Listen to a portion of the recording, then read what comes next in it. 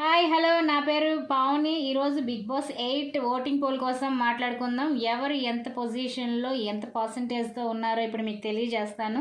So first పొజిషన్లో Vishnupriya 30%తో Vishnupriya first పొజిషన్లో ఉందండి. సెకండ్ పొజిషన్లో నాగమణికంఠ 25%తో నాగమణికంఠ సెకండ్ పొజిషన్లో ఉన్నారు. థర్డ్ పొజిషన్లో సోనియా 13%తో థర్డ్ ప్లేస్లో ఉందండి. ఫోర్త్ ప్లేస్లో పృథ్వీరాజ్ 12.5%తో ఫోర్త్ ప్లేస్లో ఉన్నారు.